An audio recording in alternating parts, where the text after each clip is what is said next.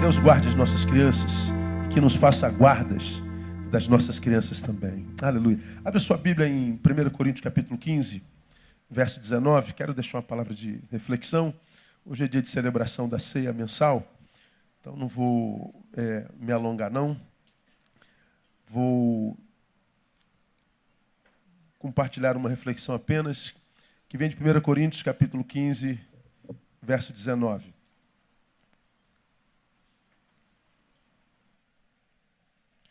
Paulo escreve uma igreja que tinha muita dificuldade de ver sua espiritualidade, a igreja de Corinto.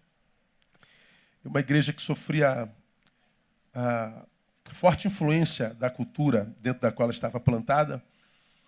E uma igreja que estava perdendo a capacidade de viver transcendência. E já haviam alguns na igreja que já não acreditavam sequer de que Jesus havia ressuscitado. Paulo então escreve 1 Coríntios para ajustar algumas coisas que estavam fora do lugar. E no capítulo 15 desse livro ele fala sobre a ressurreição.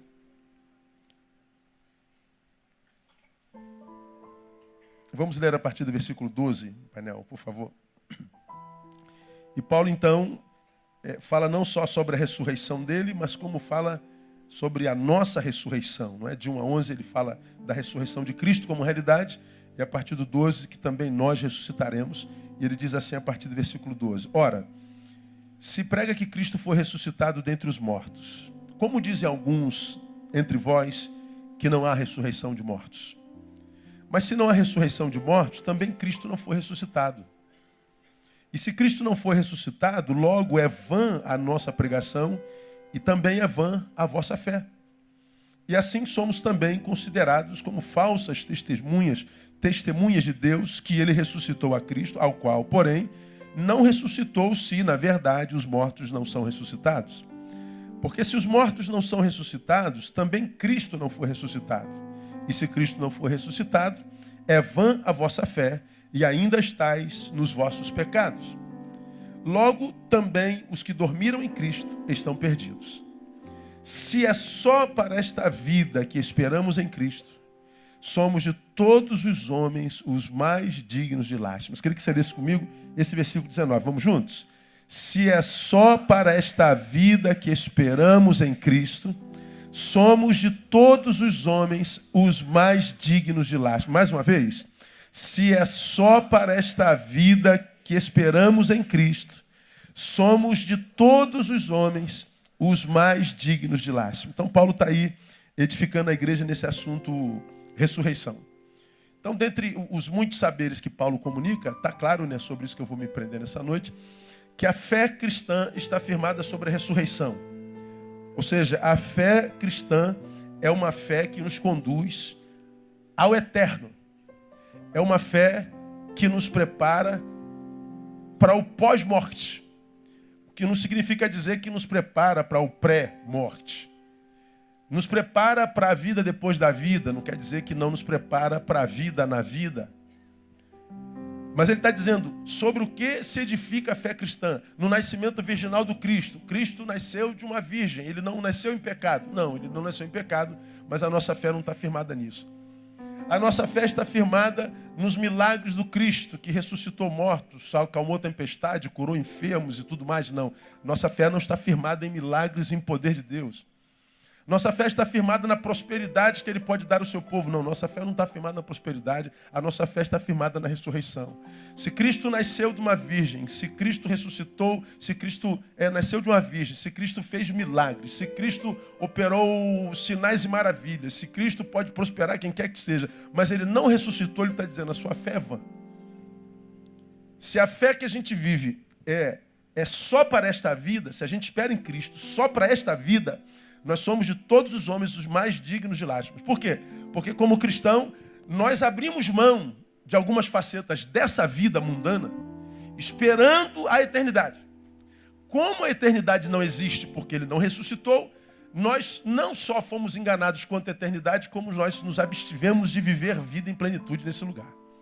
Então ele está dizendo, vocês cristãos seriam os mais dignos de miséria. Vocês seriam os mais dignos de lástima. Mas ele vem afirmando, não, mas Cristo ressuscitou ao terceiro dia. E depois você leia o restante do texto lá. Então, Paulo está dizendo, se é só para esta vida que esperamos em Cristo, somos de todos os homens os mais dignos de laje. Então, 2 saberes que eu quero compartilhar com vocês aqui nessa oportunidade. Primeiro, nesse texto, Paulo afirma categoricamente a realidade bidimensional da vida e faz referência à necessidade de equilíbrio na vivência dessa vida. Então vou repetir, ele afirma a realidade incontestável, bidimensional da vida. Se esperamos em Cristo só nessa vida, somos de todos mais miseráveis. Mas nós não esperamos só nessa vida, esperamos nessa e esperamos na outra também. Então ele fala que a vida é bidimensional. Paulo fala que o que a gente vê não é o fim de tudo. Paulo fala que é uma outra dimensão. O Espírito Santo usa Paulo para dizer, a vida é bidimensional. Mas não fala só isso. Ele fala que nós devemos trabalhar para que nós vivamos equilíbrio nessa vida dicotômica, bidimensional. Se esperamos só nessa vida, Paulo está dizendo, se esperamos nessa vida, mas não esperamos naquela, nós estamos vivendo um desequilíbrio existencial, nós estamos vivendo a vida pela metade. Esperamos nessa, é o que ele quer dizer, mas não devemos desprezar aquela. Vivemos esta que é material, mas ele está dizendo, não desprezem a que é espiritual. Viva essa que é natural, mas não despreze aquela que é transcendental. Elas são realidades, nós cremos nisso e elas precisam ser vividas com equilíbrio. Como quem diz, viver só aqui ou só com a cabeça lá é viver a vida pela metade. Quando Paulo fala à igreja de Corinto, aquela igreja que estava naquela cidade, a mais promíscua das promíscuas da cidade, a mais idólatra das idólatras cidades. Naquela igreja, naquela cidade onde Deus plantou aquela igreja começou a ser influenciada pela cultura daquele tempo, começou a se secularizar. Ao invés de exercer influência sobre a cidade de Corinto começou a exercer influência sobre aquela cidade. Paulo então se manifesta pelo Espírito Santo e diz, vocês estão abrindo mão da transcendência, vocês estão vivendo a vida pela metade. Se vocês vivem a vida pela metade, vocês são de todos os homens os mais dignos de pena, vocês são os mais dignos de lástima. Eu acho que a gente vê isso acontecendo hoje com muita clareza. Nós vivemos uma realidade no Brasil e no mundo muito clara. Cresce muito no Brasil o que a gente conhece como ateísmo. Ateós. A partícula que prefigura a contrariedade, o antagonismo, e teós, Deus. Então, o ateu, a priori, seria aquele que seria contra Deus. Mas, na verdade, o ateísmo não é visto como alguém que é contra Deus, mas como alguém que não acredita nele. Não, eu não tenho nada contra ele, até porque eu não poderia ter, porque se ele não existe, você tem tudo contra alguma coisa que não existe. Seria uma incongruência, né? Mas cresce a realidade daqueles que pararam de crer. Aqueles que, por alguma razão, perderam essa capacidade transcendental. E o pior, nessa cultura pós-moderna, transmoderna, onde o que vale é a imagem, o que vale é o que a gente parece ser, não o que a gente é. O que vale é o que a gente vê no Facebook e não na realidade. Mostrarmos-nos ateus, ou seja, alguém que perdeu transcendência soa intelectual. E aí nós temos um monte de gente, principalmente universitários, que estão no primeiro ano de filosofia, primeiro ano de história, primeiro ano não sei o quê, dizendo, perdi a fé, como quem diz, eu agora sou intelectual, sou primeiro período de história. Mesmo que não tenha lido um livro na vida até hoje. Mas soa. Eu não creio. Eu não acredito mais nisso. Bom, quando um ser humano, à luz da palavra, diz, eu não creio no transcendental, ele está dizendo, eu me carnifiquei. Eu agora sou só o que os seus olhos veem. Eu agora só tendo para esta dimensão. Paulo está dizendo, pois é, o que você está fazendo com você é viver a vida pela metade. Você está arrancando de você a possibilidade de viver plenitude. Então, para você que está aqui e não crê, ou me ouvindo que não crê, Basta você fazer uma análise das tuas fomes, dos vazios que você carrega dentro do teu peito, do tamanho do universo que você não consegue responder. E que você esconde como que se não houvesse para você não ficar mal na fita e na foto. Mas vá para o espelho, discuta com aquele cara do espelho e diga para ele que você não tem um buraco dentro de você que você não sabe explicar. Porque quem perdeu transcendência roubou de si o direito de viver a plenitude. Vive a vida pela metade, mas não para só aqui não. Tem aqueles que, mergulhados na religião, muitas vezes se tornam fanáticos.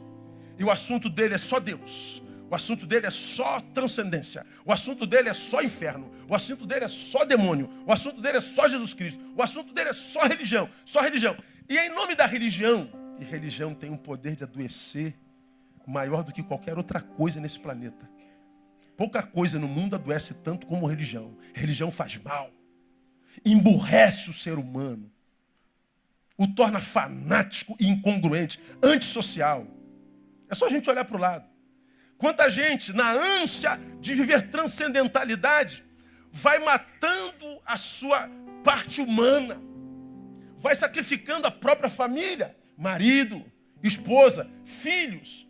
Quantos, na ânsia de viver o sobrenatural de Deus, o fogo de Deus, o poder de Deus, a glória de Deus, vai abrindo mão da imanência.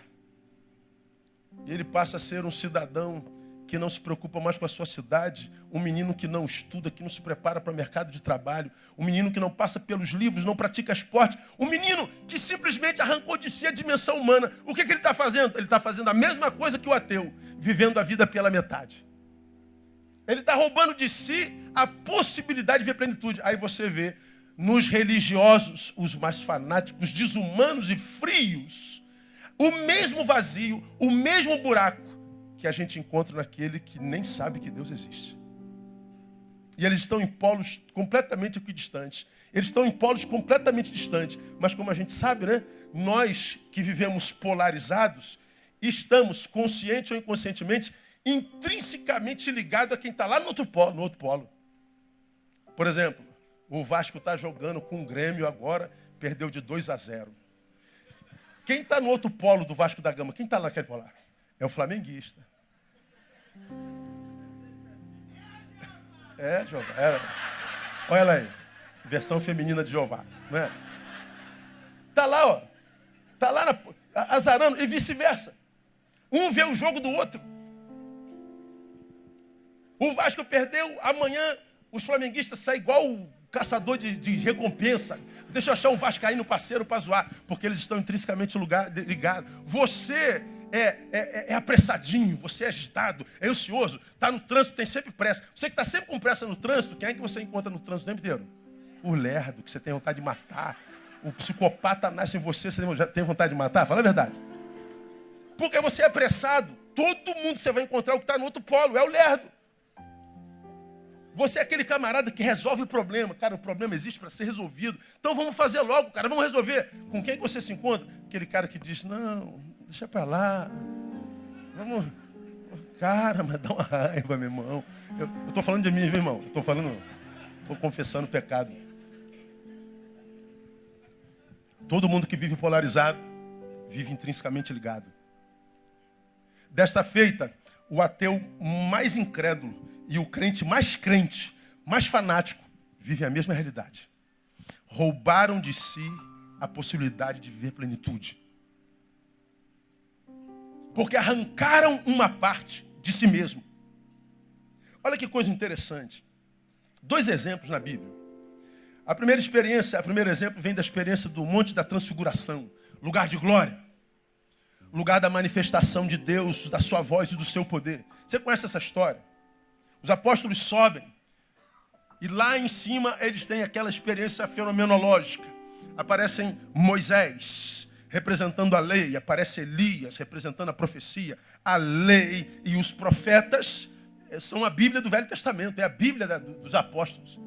Então quando eles sobem ao Monte da Transfiguração, eles estão vendo a Bíblia. É como se a Bíblia fosse personificada diante deles. Jesus aparece no meio de Moisés e Elias, da lei e da profecia, e ainda vem uma voz do céu no meio de uma nuvem, luz, dizendo: este é o meu filho amado em quem me comprazo.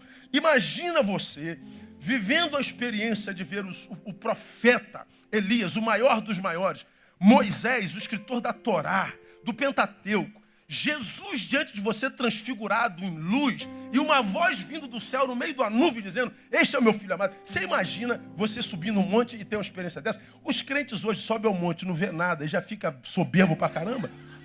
Tu imagina se eles vissem isso? A coisa estava tão boa que a Bíblia diz que Pedro toma a palavra, sempre Pedro. Diz assim: Senhor, bom é estarmos nesse lugar. Claro, Jesus, a Bíblia, voz do céu, luz, nuvem, glória. Vamos ficar aqui para sempre. A gente faz 3 cabaninhas, uma para o Senhor, uma para Moisés, outra para Elias. A gente dorme no relento mesmo, nós somos humildes. Vamos ficar aqui. A coisa estava tão boa. Vamos viver no monte. Vamos mergulhar nesse sobrenatural. E vamos ficar aqui para sempre. Vamos, Deus, mergulhar nessa espiritualidade e vamos ficar aqui para sempre. Mas Jesus acaba com a boa ideia de Pedro. Pedro queria, como todos nós, ficar na geografia do prazer espiritual. No lugar da experiência de glória. No lugar da experiência de luz. No lugar da experiência de poder. Todos nós queríamos viver como que se do nosso interior os rios de água viva fossem sentidos diuturnamente, 25 horas por dia. Nós queríamos transcender essa humanidade no lugar onde não há dor, onde só há sabor, onde nós podemos dizer: bom é estarmos aqui. Mas Jesus acaba com a ideia boa de Pedro e diz: não, Pedro, isso aqui é só uma experiência. O lugar de se viver a vida não é no monte. Vocês têm que voltar para a realidade. Vocês têm que descer do monte. Monte é lugar de experiência, não é lugar de convivência. Isso aqui é lugar esporádico. Você tem que voltar para o seu lugar. Como quem diz: nós podemos subir ao monte para vivermos o sobrenatural de Deus? Sim. Todavia, o sobrenatural não pode gerar plenitude no homem de natureza natural. Desculpa aí a redundância. Eu sei que você está mergulhado na Bíblia personificada, você está diante do Evangelho que é Jesus Cristo, você está diante do Messias, você está diante da luz do céu, da nuvem de Deus, você está na ambiência de glória. Mas ele está dizendo: nem essa ambiência de glória pode gerar plenitude num ser de natureza humana, num ser de natureza natural. Desce. Jesus é muito tremendo. Diz o texto que eles descem. Quando eles chegam lá embaixo na multidão, diz o texto, Mateus capítulo 17, versículo 14, aproximou-se de Jesus um homem que, ajoelhando-se diante dele, disse: Senhor, tem compaixão de meu filho, porque é epilético e sofre muito, pois muitas vezes cai no fogo e muitas vezes na água. Agora olha só o 16. Eu o trouxe aos teus discípulos, os que desceram do monte, os que viram Moisés, Elias, Jesus, a voz, a nuvem, tudo mais. Eu trouxe meu filho para o pai epilético, aos teus discípulos, e não o puderam curar. Jesus respondendo disse: ó geração incrédula e perversa, até quando estarei convosco, até quando vos sofrerei? Trazei-mo aqui. Então Jesus repreendeu o demônio, o qual saiu do menino, que desde aquela hora ficou curado. Olha que coisa interessante, irmão. Jesus é lindo. Os discípulos estão no monte. Moisés, Elias, profetas e lei, a Bíblia personificada, estão diante de Jesus, que é o Evangelho. A voz do alto, a luz, a glória, o poder. Jesus desce. Eles descem e se encontram com o demônio. Jesus diz: eu não quero vocês na minha presença, eu quero vocês lá embaixo, onde os demônios atuam. E quando eles descem, a despeito da experiência fenomenológica, eles se encontram com demônios e são derrotados por demônios. Mas sabe por que eu acho que eles foram derrotados por demônios? Porque eles viveram a experiência sobrenatural, mas não absorveram o conteúdo daquilo que aquilo representava. Eles desceram soberbos. Eles desceram incompetentes para lidar com a coisa natural. Eles estavam extasiados, sequestrados por uma espiritualidade real, mas impotente para gerar plenitude num ser de natureza humana. E quando eles se encontram com o demônio, eles são envergonhados. Jesus diz: Até quando eu vou ter que sofrer perto de gente como vocês, que mesmo vivendo experiências de monte, como essa que acabaram de viver, não aprendem nada. Porque tu imagina, irmão, porque eu já falei sobre isso aqui, né? Eles descendo o monte, quando viram aquele garoto endemoniado, eles falam, deve ter conversado com o outro. E aí, Pedrão? Esse demônio não tem noção de onde a gente está vindo, né? Como é que foi o culto hoje? Esse demônio não tem noção do que a gente viu lá em cima hoje, não é verdade? Quem vai? Vai tu ou vou eu? Não, vai tu. Não, deixa comigo. Não, vou eu. Eles foram tão cheios de si que nem a glória do monte conseguiu entrar neles. Você tem ouvido isso aqui desde o início do ano. Há tanto eu em mim que não cabe tu. Há tanto eu em nós que nem a glória de Deus cabe. Você me ouviu falar domingo passado, o homem mais vazio é aquele que está cheio de si mesmo. Eles descem da experiência de glória e são envergonhados. E Jesus está querendo ensinar para nós exatamente isso. Por mais que nós queiramos tender para um lado ou para o outro, o que nós precisamos é de equilíbrio. Podemos subir aos montes e ver experiências sobrenaturais, mas nós não podemos deixar de lembrar e nem podemos esquecer que nós somos naturais. E que mesmo que a experiência seja de glória no monte, eu tenho que desenvolver capacidade de viver o natural. Porque senão eu vivo a vida pela metade. Eu acho essa coisa mais linda do mundo. Desce, porque é lá embaixo que você vai viver a sua vida, e não no monte. E viver a vida aqui embaixo, à luz da experiência dos apóstolos, é encontrarmos com demônios mesmo. Demônios do inferno e demônios humanos.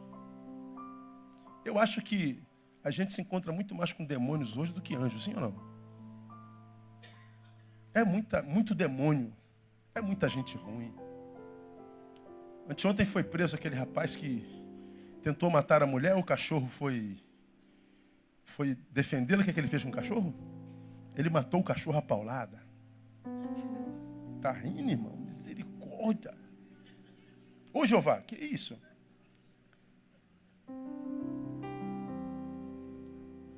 Lendo a reportagem, estava vendo os comentários. Dá ele na minha mão, que arrebento a cabeça dele, igual ele fez com o cachorro. Tinha que morrer a pedrada. Assim, umas falas extremamente amorosas. Eu quando vi a reportagem, olhei para aquele homem, eu senti raiva dele, sim. Mas depois eu fui vendo o comentário, eu fui entendendo aonde que aquele homem se transformou no que se transformou. É na convivência. Porque quem diz, me dá esse bandido na minha mão, que eu faço com ele o mesmo que eu faço com o cachorro, não é melhor do que o bandido que matou o cachorro. Quando eu olho os comentários dos que não conseguem viver antagonismos e discordâncias, eu sei por que nós estamos nos transformando no que estamos nos transformando. Porque parece que nós nos relacionamos com demônios. Um mata porque é mau, o outro mata por justiça. Ambos produziram morte. A árvore é conhecida pelo seu fruto. Se produziu morte, a árvore é a mesma, independente da razão. Agora, olhar para aquele homem me lembra o que é a vida. Queria muito estar numa espiritualidade tão grande, tão alta, a ponto de não ser atingido pela malignidade da minha geração e da sociedade. Mas essa espiritualidade que me blinda das dores da minha humanidade não existe. Jesus diz, desce e vá enfrentar os teus demônios. Descer do monte significa também que nós precisamos aprender a lidar com os nossos fracassos. Você imagina, os apóstolos estão descendo do monte cheios de si e vão encarar um demôniozinho. E eles são envergonhados pelo demônio porque fracassaram. Eu posso viver as experiências com o Altíssimo, as mais altas, e ainda assim ser passível de fracasso. Quem nunca fracassou? Quem é que vence sempre? Quem é que consegue tudo que sonha? Quem é que tem todos os sonhos realizados? Ora, se isso é uma realidade, o fracasso é uma possibilidade, quem é o vencedor? É o que aprende a perder com dignidade. Jesus está dizendo que se eu retiro de mim a possibilidade do fracasso, eu estou vivendo uma espiritualidade que não tem nada a ver com o reino. Eu estou vivendo a vida pela metade, o que me sobra é frustração. Descer do monte significa não só lidar com os fracassos, mas sobreviver à vergonha pública. Porque quando Jesus desce, Jesus autentica a vergonha que eles já haviam passado. Eu trouxe para os seus discípulos, eu esperei que eles fossem mandar esse demônio embora, e eles fizeram aqui um reteté danado, mas não conseguiram nada, foram envergonhados publicamente. E Jesus vem autentica, incrédulos. Imagina a vergonha daqueles que disseram, esse demônio vai sair com um sopro meu. Quem é que não passa por vergonha? Quem é que não passa por humilhação? Quanta gente dizendo que se tornou ateu, perderam a fé, porque foram humilhados, porque passaram por fracassos, porque se encontraram com demônios, porque não suportaram rejeição. Porque quando Jesus diz, até quando terei que sofrer com a sua presença? Jesus está dizendo, se eu pudesse, eu não estaria com vocês. Isso é rejeição. Então quando Jesus diz, sobe o monte, viva o sobrenatural, mas lembra, o lugar de se ver a vida é lá embaixo.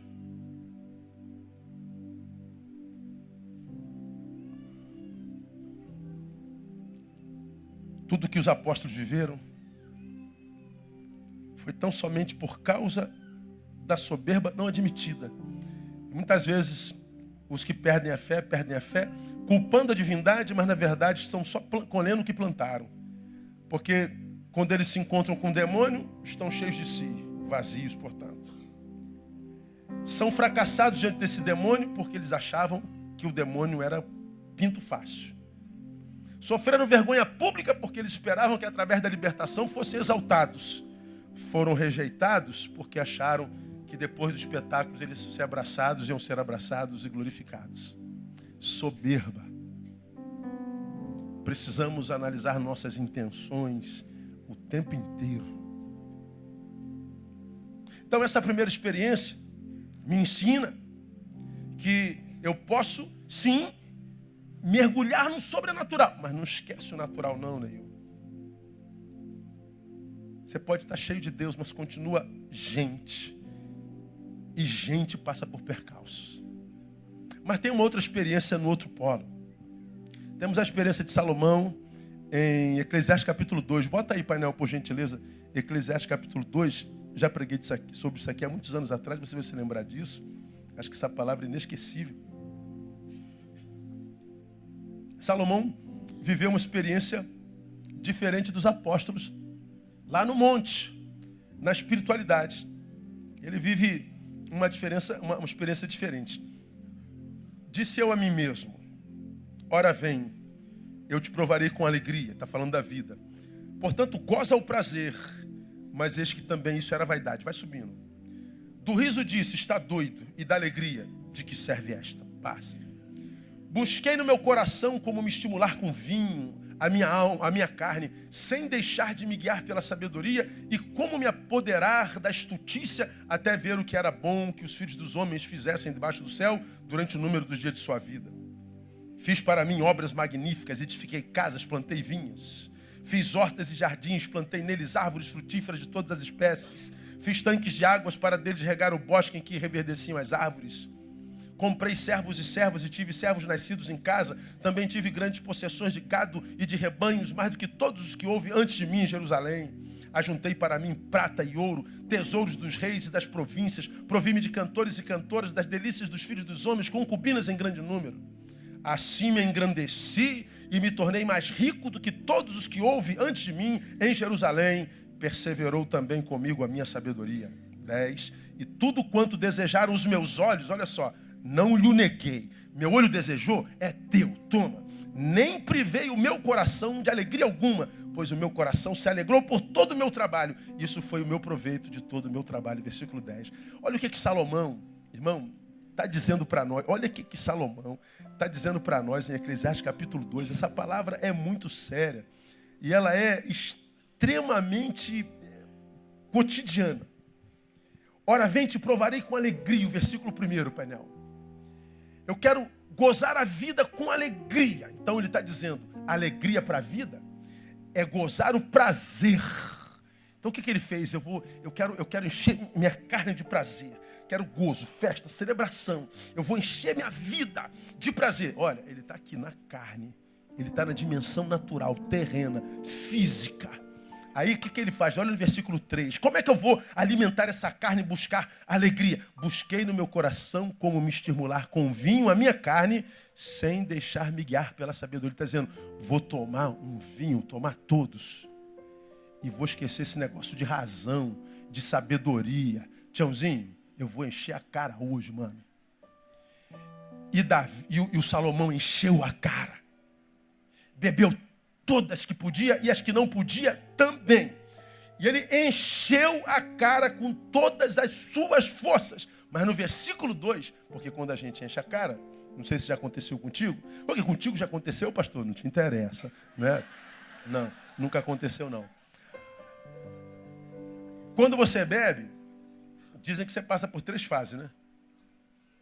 Primeiro você vira macaco, alegre. Fica alegre, não? É assim que acontece, não? Depois você vira leão, valente. Quer bater em todo mundo. Arruma briga com todo mundo. Depois vira porco. Cai nas ruas. Se suja. Vai viver uma porcaria de vida. E nós vivemos na geração que mais do que todas as gerações consome álcool. Quase toda a alegria do homem pós-moderno é alegria produzida por estímulos exteriores. Ou bebeu alguma coisa, ou fumou alguma coisa, ou cheirou alguma coisa, ou alguma coisa teve que entrar no corpo. Então eu estou alegre. Só que o Salomão vem e diz no versículo 2, do riso disse está doido, e da alegria de quem me serve essa. Por quê? Porque a alegria que vem pelo álcool, pelo estímulo exterior, tem prazo de validade. É um disfarce. Eu não estou alegre. Eu só estou travestido para que minha tristeza não me encontre. Mas ninguém consegue usar a máscara da alegria por muito tempo. A alegria, a tristeza abraça de novo. Mas Salomão não se satisfaz com o álcool. Ele se frustra com essa alegria que vem por estímulos exteriores, que a maioria de vocês, ou a grande parte de vocês, só encontra nela. Por isso tem que estar bebendo o tempo todo, tem que estar cheirando o tempo inteiro, tem que alguma coisa o tempo todo. Não tem jeito. Porque se tirar isso, que sobra angústia. Davi não se conforma, Salomão não se conforma com a tristeza. Aí diz o versículo 3, busquei no meu coração, no versículo 4, fiz para mim obras magníficas, edifiquei casas, plantei vinhas, fiz hortas e jardins, plantei neles árvores frutíferas de todas as espécies, fiz tanques de águas para deles regar o bosque, que reverdeceu. Olha, ele mergulhou a cara no trabalho. Ele deu tiro para todo lado, obras magníficas, casas, vinhas, hortas, jardins, árvores frutíferas, espécies, fiz tanques de águas. Ele se tornou um mega empresário, ele era rico, ele tinha sua agenda atribulada, seu telefone, naquela época, se houvesse, não pararia como hoje não para. Nós não tínhamos tempo para nós, não tínhamos tempo para a família. Trabalho, workaholic, viciado em trabalho. Problema é que viciar em feitos também é vício. Porque uma hora você tem que parar e tem gente que não suporta parar, porque quem para pensa, quem pensa sofre. Quantos de nós, chafurdados no trabalho, no fazer,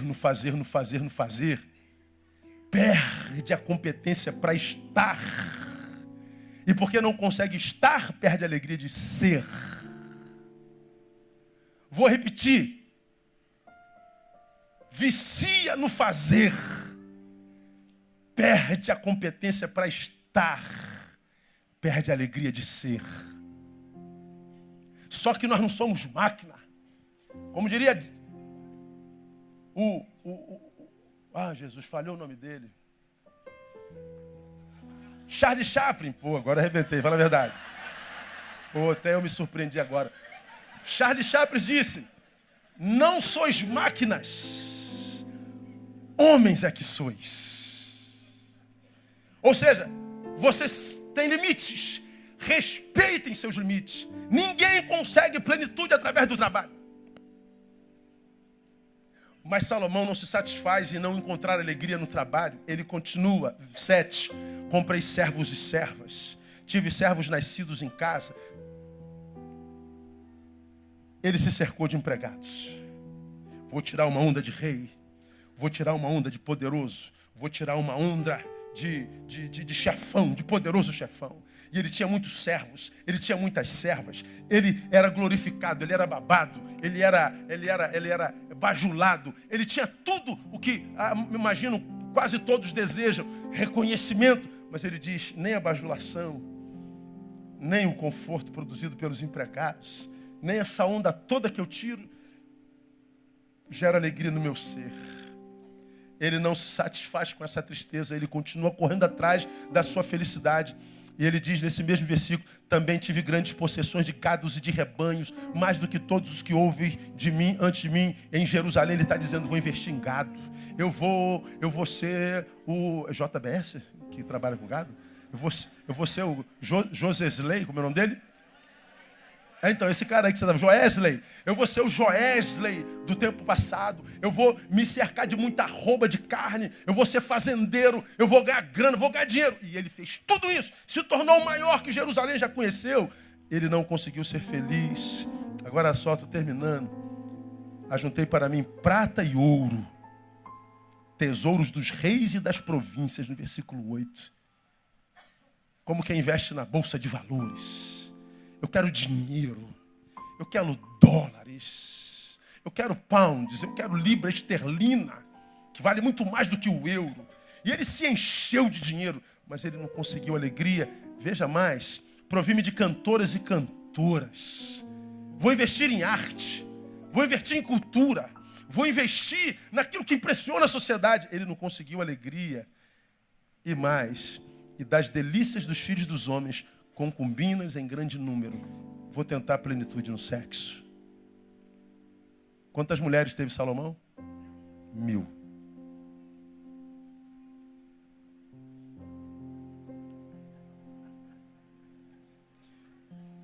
No versículo 10, ele diz, tudo quanto desejar os meus olhos, não lhe neguei, nem privei o meu coração de alegria alguma, pois o meu coração se alegrou por todo o meu trabalho. Isso foi o meu proveito de todo o meu trabalho.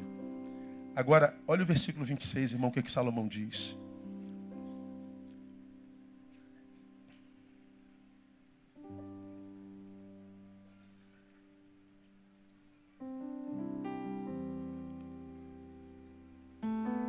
Porque é o homem que lhe agrada, ele fala de Deus.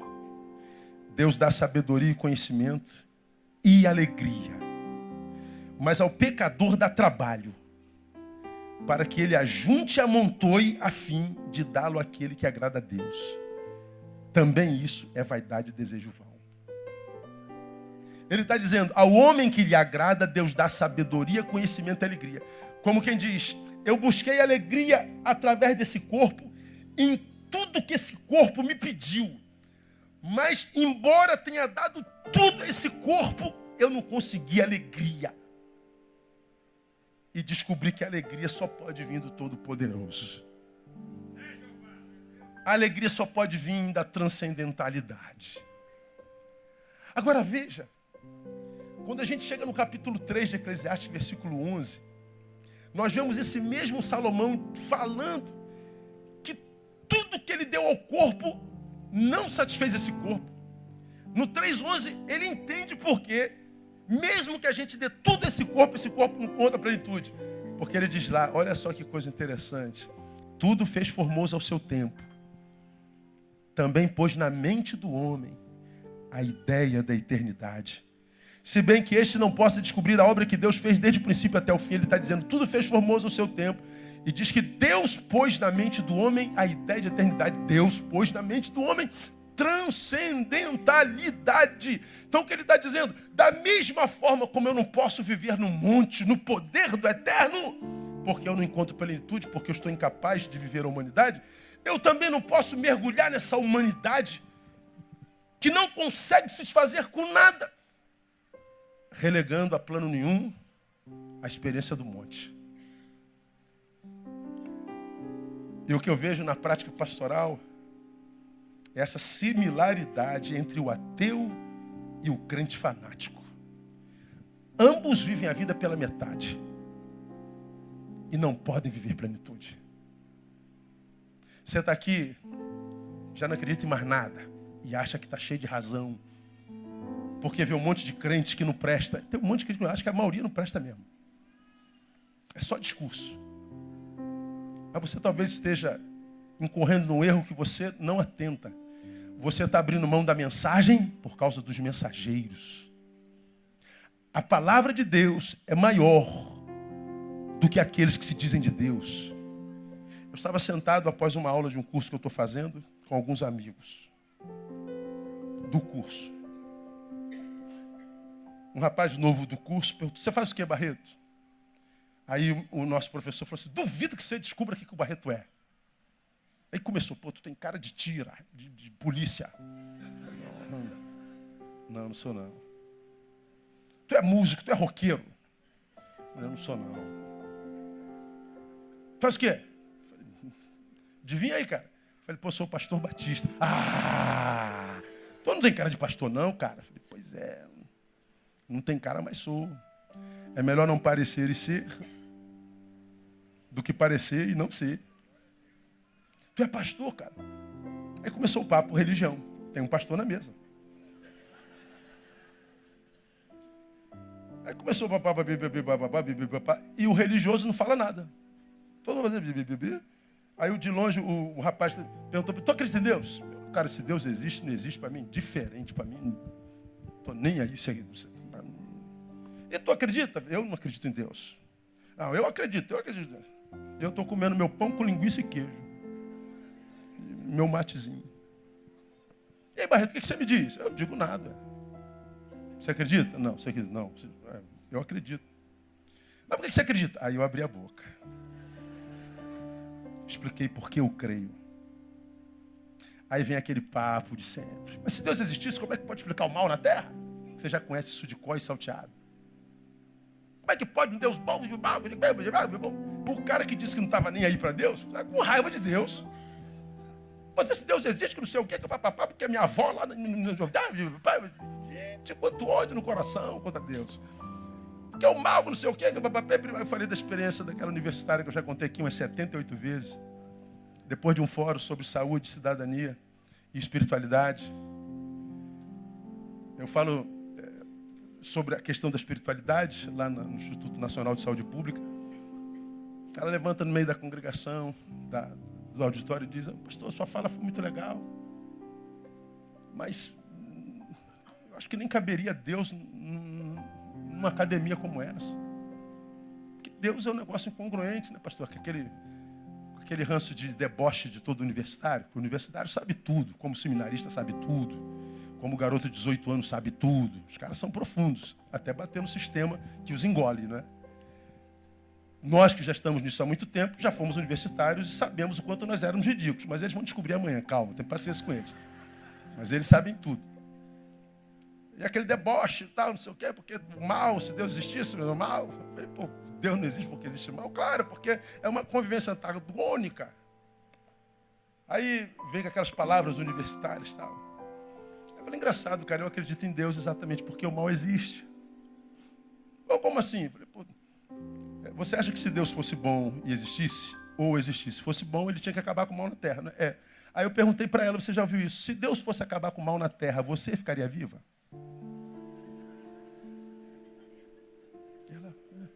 Ela, quase que eu falo: fala, universitária. Fala.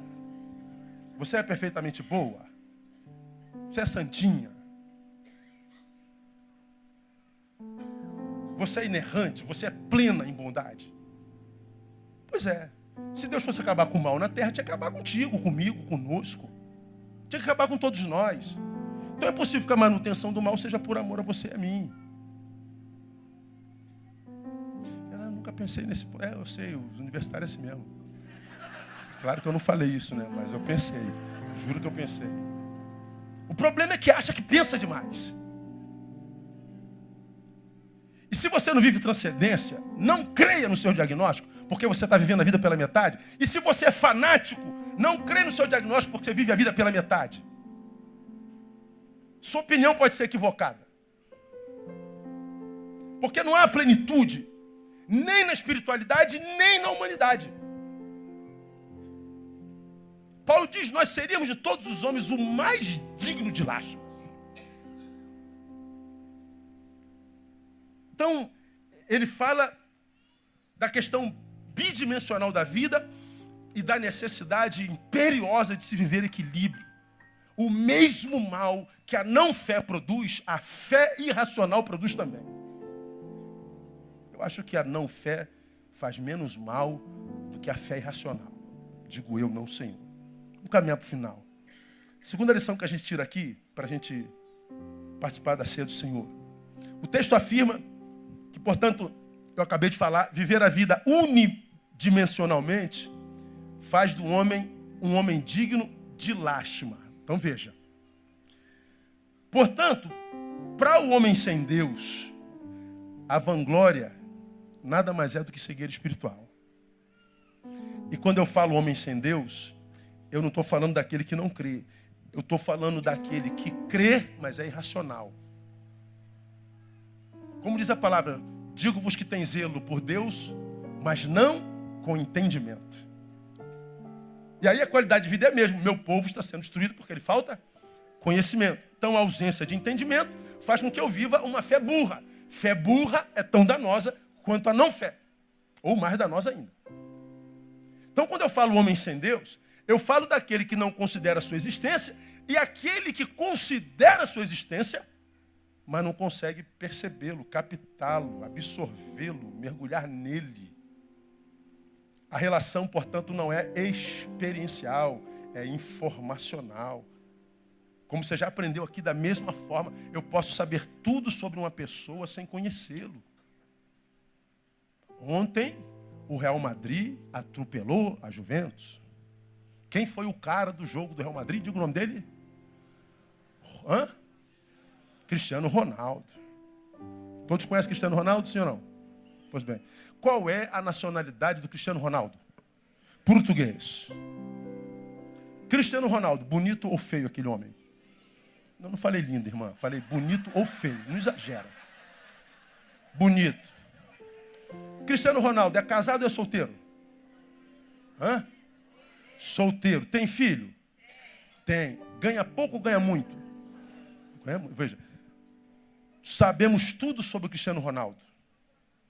Mas quem aqui conhece Cristiano Ronaldo de fato, de verdade? Ninguém conhece.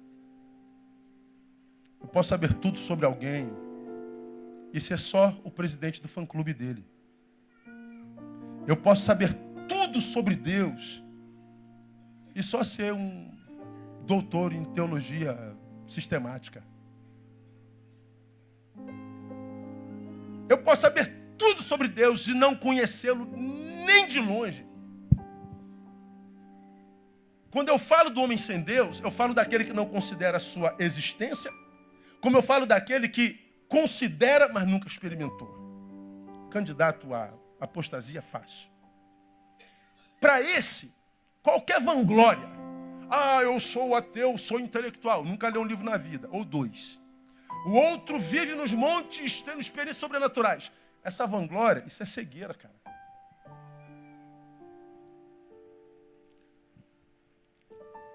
Por isso que a Bíblia diz, palavras do Cristo, que o Deus deste século lhe cegou o quê? Não ouvi? O entendimento. O Cristo está dizendo, quando o diabo cega, não cega a vista, cega o discernimento. Ele não me impede de ver. Ele me permite ver sem discernir. É aqui que os homens estão se dando mal. Essa cegueira, portanto, não é ausência de visão. É visão que não consegue enxergar plenitude. É visão pela metade. Como nós vivemos nesse mundo cismado, os que creem não entendem. E os que não creem, nós vivemos essa irracionalidade. O que nós queremos não é achar verdade, o que nós queremos é ter razão. O que nós queremos é provar para o outro que ele está errado. Nós não queremos a verdade, por isso ninguém encontra a verdade. E está os sem fé vazios, os com fé vazios. Todo mundo infeliz. Todo mundo vivendo à base de Rivotril. Todo mundo tendo que cheirar alguma coisa, beber alguma coisa para ter um pouco de paz. Nada em nós é natural mais. Nada, como já preguei aqui. tudo anormal, tudo antinatural. Qualidade de vida dos que creem, dos que não creem, a mesma coisa. Porque são pessoas que foram cegos no entendimento. Essa cegueira é visão que só nega ao espírito qualquer tipo de prazer no corpo, como também ao corpo só nega qualquer tipo de transcendência. Isso é cegueira. Eu me converto, digo, corpo, você já era, não tem mais alegria nenhuma em você. Ou eu não creio em nada e digo, alma, você não vai viver transcendência jamais. Eu estou vivendo a vida pela metade. Então entenda você que está aqui, não crê, por amor a si mesmo. Falo por você, não falo por mim não, porque para mim, para quem está do seu lado, se você crê ou não crê, não muda nada. O que muda é só em você mesmo. Quando você, com essa cabeça cheia de informação, ou com pouca informação, mas com ideia de que tem muita, quando você investe só nesse corpo, você quer aumentar medidas apenas, quando você só alimenta disso aqui, para pensar, quando você estiver totalmente suprido nisso aqui, para pensar nos vazios que te habitam. Que a tua esposa não sabe, teu marido não sabe, teus filhos não imaginam. Muito menos os colegas de Facebook, porque você está sempre se sentindo feliz. Mas quando você botar a tua cabecinha lá, os vazios, aquele cosmo que te invade, parece que entrou pela tua boca um universo que parecia não caber dentro de você, mas cabe. E que às vezes tem vontade de chutar balde mesmo, de desistir, tem vontade de morrer, tem vontade de se matar mesmo, tem vontade de enfiar o pé na jaca e fazer uma revolução com a própria vida, mas não sabe o que fazer. Pensa, de onde vem esse vazio? É porque você não é só um pedaço de carne. Você é alguém que vai além desse corpo. Você é capaz de fechar aqui os teus olhos e lá na tua infância, nesse exato momento, visitando novas dimensões, você vai se lembrar da primeira namoradinha. Você vai se lembrar a vez que você fugiu daquele cachorro.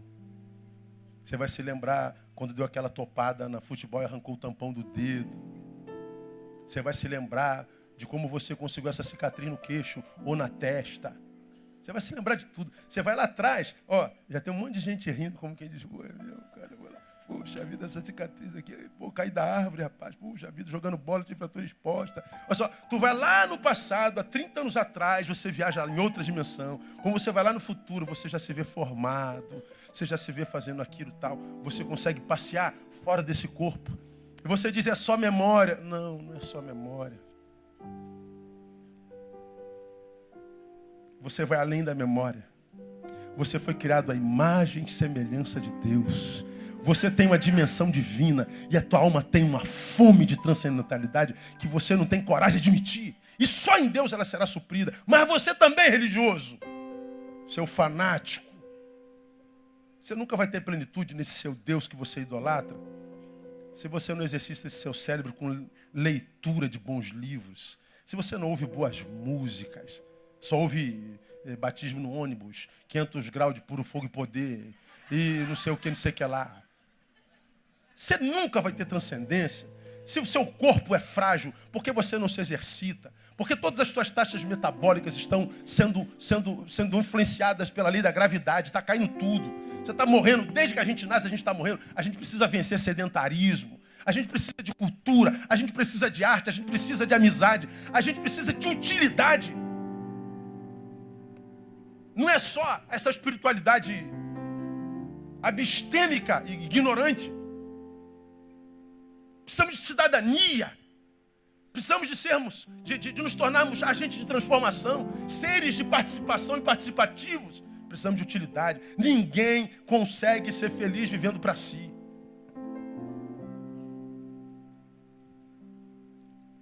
Plenitude só em Jesus de Nazaré. Que na mesma natureza abarcou o humano e o divino. E fez isso com excelência. Viveu ambas as dimensões. Jesus começa o seu ministério numa festa. Jesus começa o seu ministério chocando os crentes. O vinho acabou. Aí os crentes falam, isso é obra de Deus. Acabou a bebida. E Jesus fala assim, não pode acabar o vinho. A festa tem que continuar. Em 3 anos, exercício para casa. Faça um estudo na sua Bíblia. Quantas festas Jesus fez foi em 3 anos? Veja o que Jesus era. Jesus era um baladeiro. Você vai ver lá. Que é isso, pastor? Está amarrado em nome de Jesus. Pois é, para você só sabe amarrar. Eu ouço crentes amarrando o diabo desde que o diabo é diabo e os crentes são crentes. E eu nunca vi o diabo tão solto como está hoje. Ou o crente não sabe dar nó, ou o diabo é especialista em desatar nó.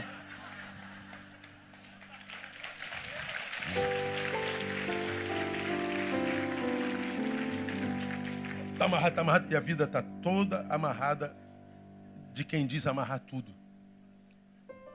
Porque não consegue plenitude. Então, amados, me perdoa a minha veemência, mas é por amor. É tão difícil achar uma pessoa feliz hoje. É tão difícil achar uma pessoa equilibrada hoje. O que a gente acha é resmungões. O que a gente acha é gente ingrata. O que a gente acha é caçador de culpados.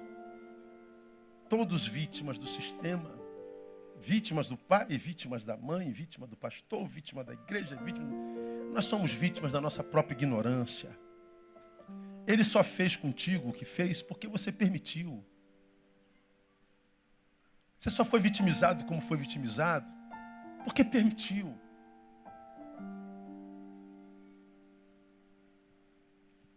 Não somos 100% vítimas. Agora, como que a gente consegue plenitude, pastor? Viva essa vida bidimensional com equilíbrio. Viva a fé no Cristo e em Deus, mas viva com equilíbrio, porque essa fé nada mais é fé que me une à minha fonte, que é Deus, mas uma fé que, embora ponha meu coração e minha cabeça no céu, não arranca meu pé da terra. Ele me deixa enraizado. Para que quando os embates da vida, as tempestades, os ventos tentarem me derrubar, eu não caia jamais porque eu estou fincado. Mas embora fincado, eu não finco de tal forma que eu não possa transcender. Porque se eu tendo para a carne, eu tendo para o espírito. De modo a relegar o outro totalmente, eu vivo a vida pela metade. E quem vive a vida pela metade não encontra plenitude jamais. Plenitude só em Jesus de Nazaré. Somos da mesma natureza de Deus e do Cristo. Nossa natureza é humano-divina e como Cristo não podemos desmerecer nenhuma delas. Termino João capítulo 15, versículos 9, 10 e 11. Diz assim: como o Pai me amou, diz Jesus de Nazaré, assim também eu vos amei. Permanecei no meu amor. Se guardardes os meus mandamentos, permanecereis no meu amor. Do mesmo modo como eu tenho guardado os mandamentos de meu Pai e permaneço no seu amor. Estas coisas vos tenho dito, agora olha só, para que o meu gozo permaneça em vós e o vosso gozo seja completo. Esse texto dá outro sermão. Primeiro ele está dizendo, no amor dele nós somos livres. Permaneça só se quiser. Neil, você está no meu amor? Estou. Permaneça nele. Não, não quero. Ele respeita. Eu posso vazar dele. Mas ele diz, melhor você permanecer. Por que eu devo permanecer no teu amor? Para que o meu gozo permaneça em vós e o vosso gozo seja completo. Então, a única forma de ter plenitude é deixando de viver a vida pela metade. Você que está aqui e não crê, creia. Tua vida só encontra sentido no Cristo de Deus. Você que está aqui é crente fanático, vive com Jesus na boca, mas não tem qualidade de vida. Você precisa de conhecimento e discernimento para que a tua fé seja racional, como diz Paulo em Romanos capítulo 12, e você possa encontrar plenitude na prática e não só nesse discurso de que está cheio de Deus, mas é vazio de qualidade de vida. Que Deus nos abençoe e nos dê a graça do equilíbrio. Aplauda Ele e vamos celebrar a nossa comunhão. Pastores, comigo.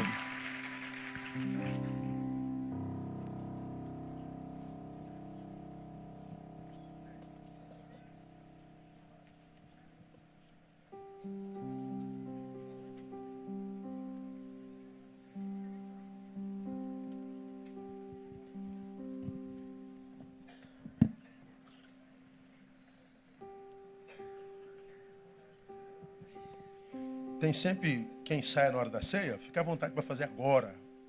Deus abençoe. Quem está em pé, se tiver sentar, tiver lugar.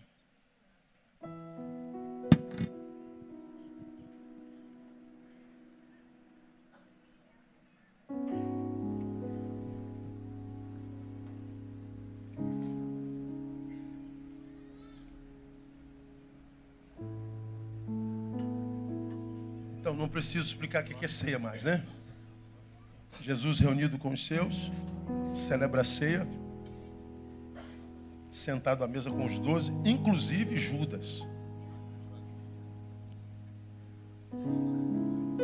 Jesus, quando mantém Judas na mesa, ele nos dá uma lição muito legal, né? Ele diz: os imperfeitos têm lugar na minha mesa também. Os imperfeitos não são desprezados por mim. Eu acho isso legal porque Jesus sabe que depois do pecado nenhum homem consegue ser perfeito. Portanto, o que Ele quer de nós não é perfeição. O que Ele quer de nós é evolução. Ele quer que você evolua. Ele quer que você melhore a cada dia, a cada tempo, a cada hora, a cada dia, a cada mês. Então, no contexto cristão, perfeito é aquele que reconhece suas imperfeições, luta contra elas e busca transcendê-las.